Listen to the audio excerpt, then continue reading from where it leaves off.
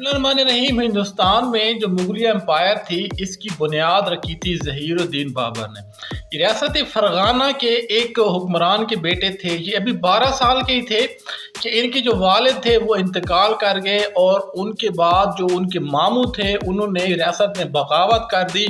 और इनके तख्त पर कब्जा कर लिया और इसको जो है तख्त से बेदखल कर दिया था। बाबर जो था वो अपने वालिद की तरफ से अमीर तैमूर की ख़ानदान और अपनी वालदा की तरफ से ये चंगेज़ खान की नस्ल से था और यूं ये दोनों तरफ से चंगेज़ खान की ही औलाद था। तख्त से बेदखली के बाद ये अपनी वालदा को साथ लेकर इसने कई साल तक दर दर की ठोकरें खाईं। इसने अपने तख्त को वापस लेने की बेहद कोशिश की लेकिन ये कामयाब नहीं हो सका।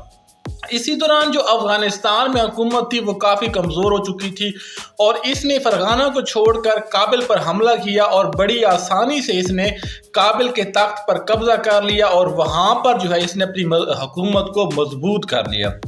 हुकूमत मजबूत करने के बाद इससे हिंदुस्तान से एक लोधी गवर्नर दौलत लोधी और रियासत मेवाड़ के राजा राणा सांगा की तरफ से हिंदुस्तान पर हमले की दावत दी गई थी।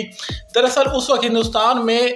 लोधियों के हुक्मरान इब्राहिम लोधी की हुकूमत थी जो कि एक नाअहल हुक्मरान था, शक्ल मिजाज था। उसने अपने शक की वजह से कई उमरा को कत्ल करवा दिया था, कई को जलावतन कर दिया था। हुकूमत पर जो उसकी गिरफ्त थी वो काफ़ी कमज़ोर थी और ये शख्स हुकूमत के लिए हर लिहाज से नाअहल था। उनकी शय पर जो है बाबर ने हिंदुस्तान पर हमला करने का इरादा किया और उसने काबिल पर जो है अपने छोटे बेटे कामरान मिर्ज़ा को गवर्नर बनाकर खुद हिंदुस्तान का रुख किया। पानीपत के तारीखी मैदान में जो कि इस वक्त नई दिल्ली और भारतीय पंजाब के साथ का एक इलाका है, वहाँ पर जो है इन दोनों फौजों का आमना सामना हुआ था। जो लोधी फौज थी उनकी तादाद 1 लाख से भी ज़्यादा थी, जबकि जो मुग़ल फौज थी बाबर की उसकी जो तादाद वो महज 12,000 ही थी। इतनी कम तादाद होने के बावजूद भी बाबर को यकीन था कि वो हिंदुस्तान के तख्त पर कब्जा कर लेगा। उसकी वजह थी तोप। जो मुग़ल फ़ौज थी उनके पास तोपें थी और उस वक्त जो हिंदुस्तानी फ़ौज थी वो इस तोप के हथियार से बिल्कुल नावाकिफ़ थी। उनको पता नहीं था कि तोप भी कोई चीज़ होती है। तो बाबर को यकीन था कि अगर वो और उसकी जो फ़ौज है अगर वो हिकमत अमली के तहत जंग में हिस्सा लेती है और तोपों का सही इस्तेमाल करती है तो जो लोधी फ़ौज है उनको शिकस्त दी जा सकती है। जंग से पहले जो है बाबर ने अपनी फ़ौज को 3 हिस्सों में तकसीम किया और जो तोपें थी वो उसने बीच में खड़ी कर दी और उन तोपों के साथ उसने माहिर तीर अंदाज भी खड़े कर दिए। लोधियों की जो फ़ौज थी वो तादाद में ज़्यादा थी, उसमें जो घुड़सवार भी ज़्यादा थे और हाथी सवार जो थे वो भी ज़्यादा थे। जब जंग शुरू हुई तो यहाँ पर सुल्तान इब्राहिम लोधी ने वही तारीखी गलती की जो इससे पहले राजा पोरस ने सिकंदर आज़म के खिलाफ की थी, यानी कि उसने अपनी फ़ौज को आगे करने की बजाय जो हाथी सवार थे उनको आगे कर दिया। जब बाबर की फ़ौजों ने तोपों का इस्तेमाल किया और जब धमाकों और जब हाथियों को जब वो तोप के गोले लगे तो वो यहाँ से जो है उल्टे पांव पीछे भागे और उन्होंने अपनी ही फ़ौज को लिताड़ना शुरू कर दिया, जिसके नतीजे में कहा जाता है कि कई हज़ार जो लोधी सिपाही थे वो अपने ही हाथियों के साथ जो है नीचे पांव में आकर वो कुचले गए। इसके बाद जो है सुल्तान इब्राहिम लोधी ने दूसरी गलती ये की कि उसने अपनी फ़ौज को जंग में डालने की बजाय खुद अपने मावज़ों के साथ वो जंग में शरीक हो गया।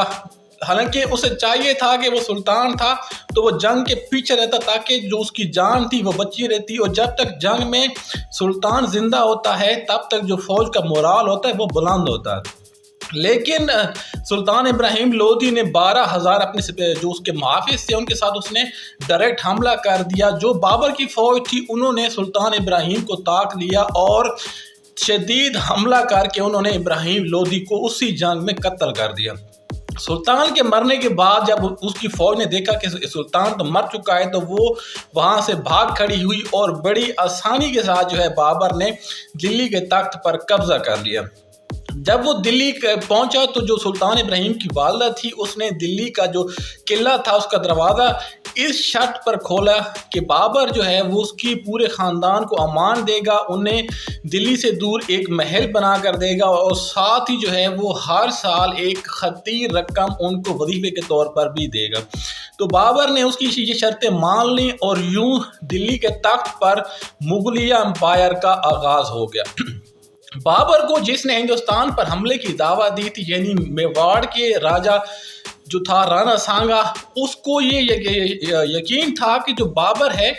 وہ بھی باقیوں کی طرح صرف ہندوستان میں لوٹ مار کرنے آئے گا اور اس کے بعد جو ہے وہ واپس چلا جائے گا،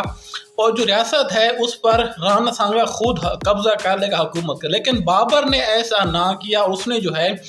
دلی میں اپنے قدم جمانے شروع کر دی، جس کے بعد رانا سانگا اور بابر میں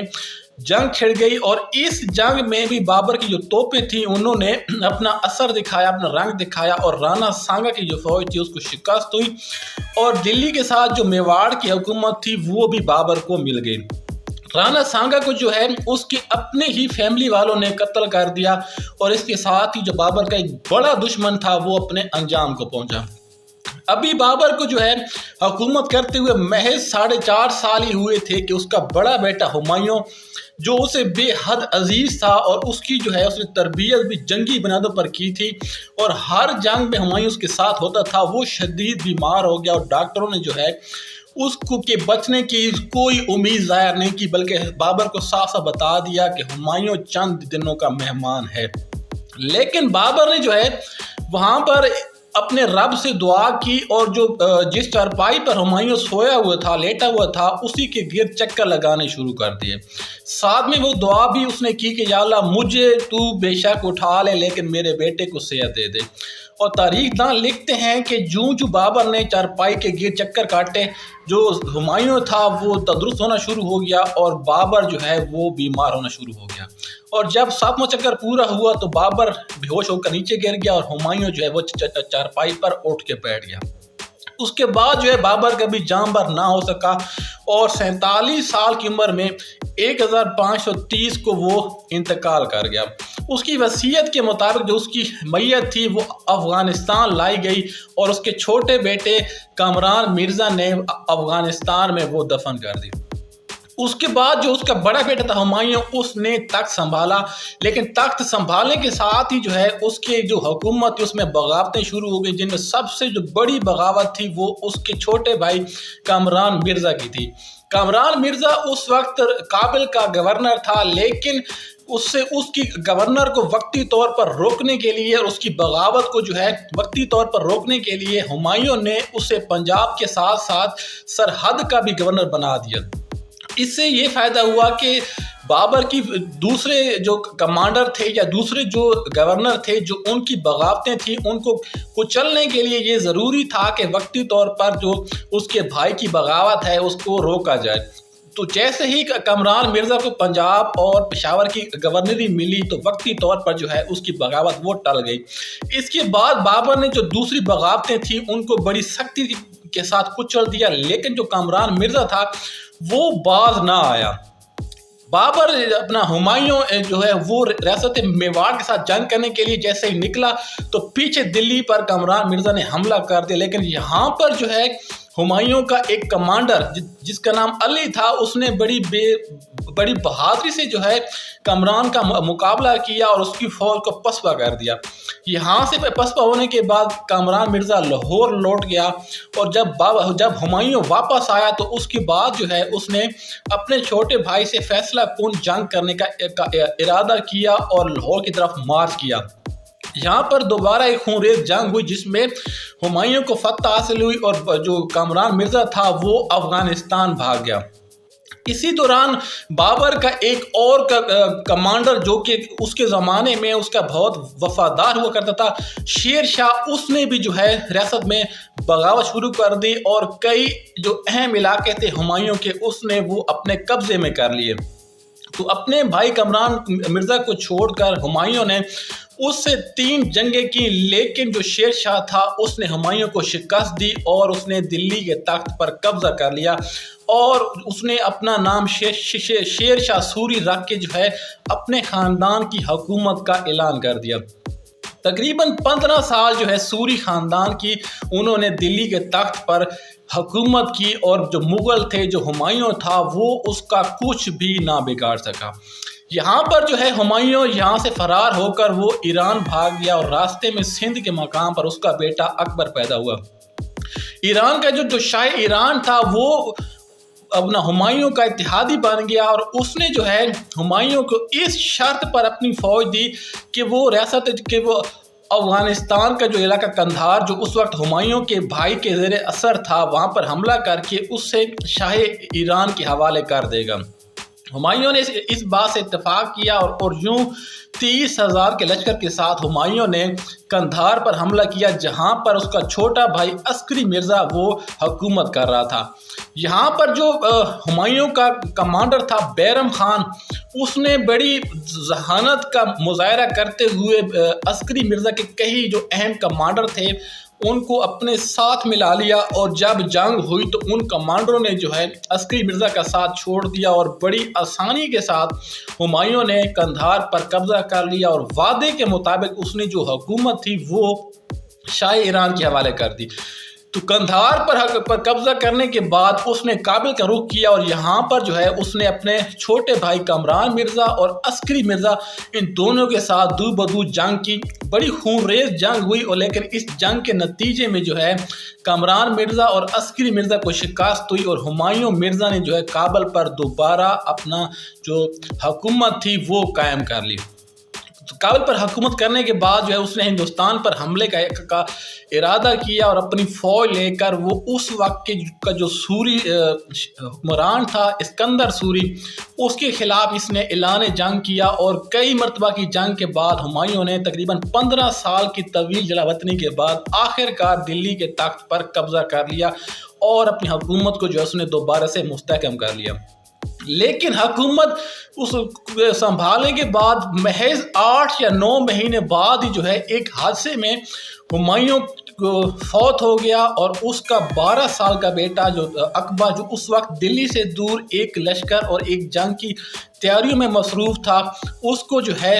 ہمایوں کے کمانڈر بیرم خان نے سلطان نامزد کر دیا، اور وہ فوج کے ساتھ جو ہے دلی پر واپس آنے کے لیے ابھی وہ راستے میں ہی تھے کہ جو سوری خاندان کا ایک کمانڈر تھا ہندو، اس نے آگے بڑھ کر ہندوستان کا جو تخت تھا دلی کا تھا اس پر قبضہ کر لیا۔ پانی پت کے جو اسی تاریخی میدان میں اس ہندو راجا اور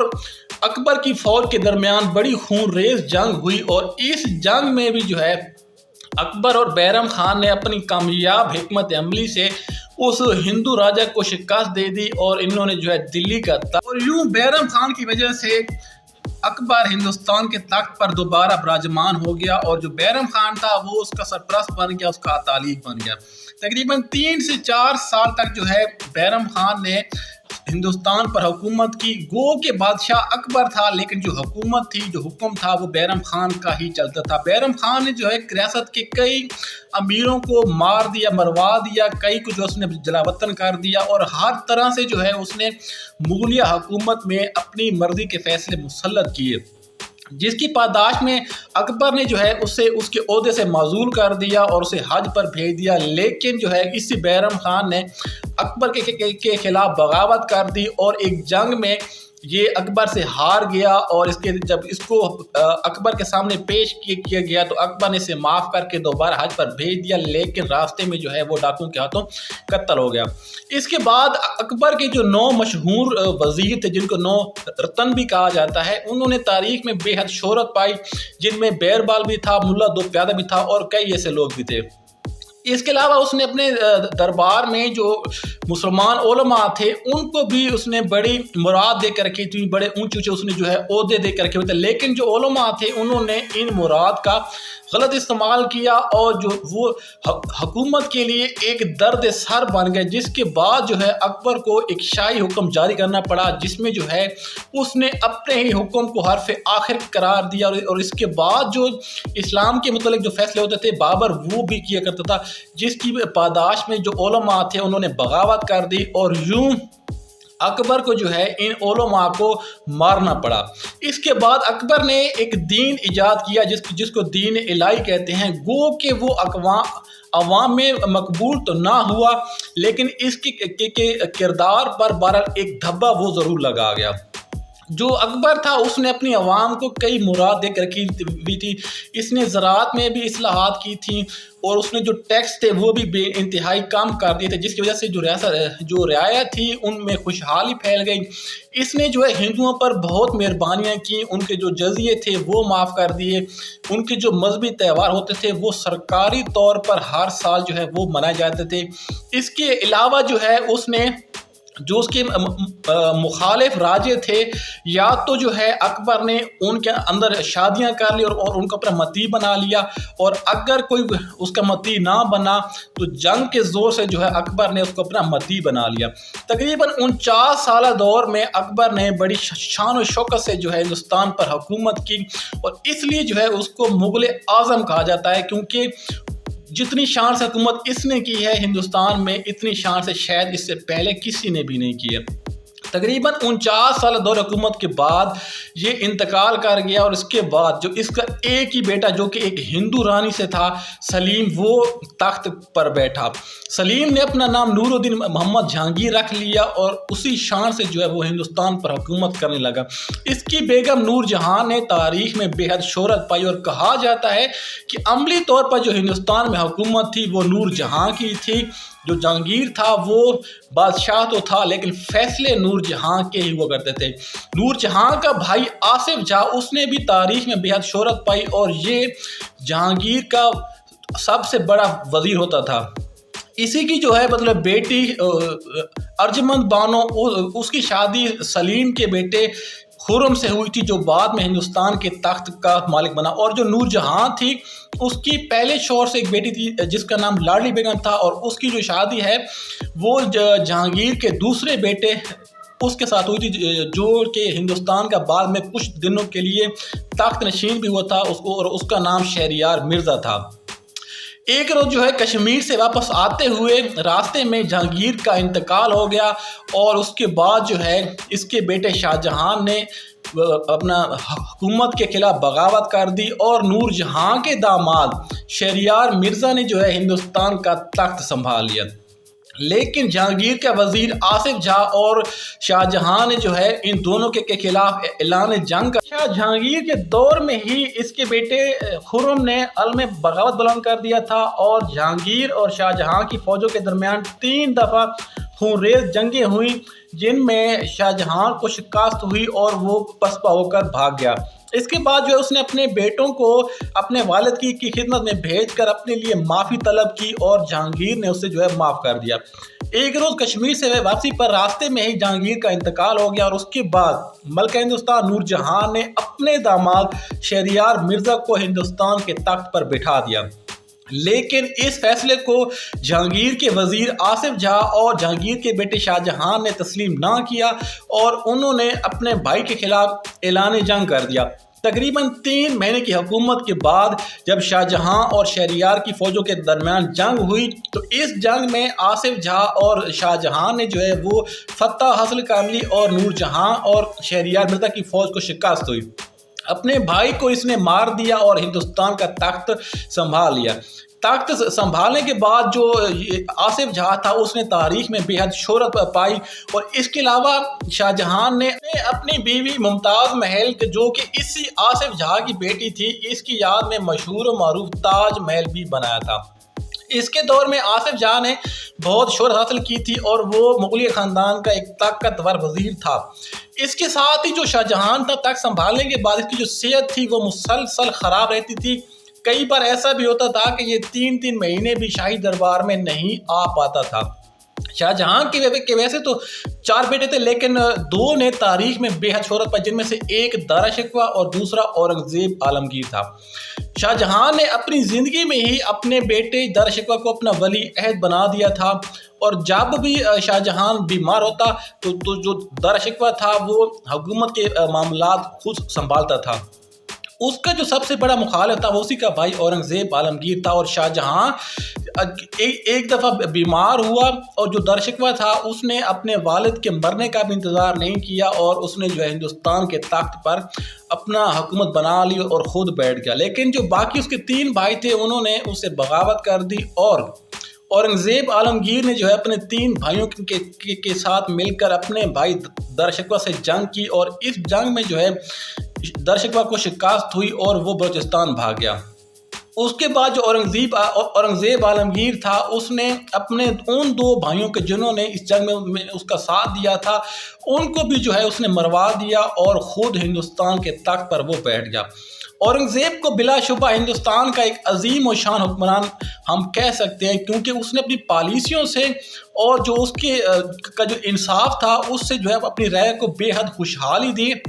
उसके दौर में कहा जाता है कि शेर और बकरी जो थे वो एक ही घाट से पानी पिया करते थे। अपने 3 भाइयों को मरवाने के अलावा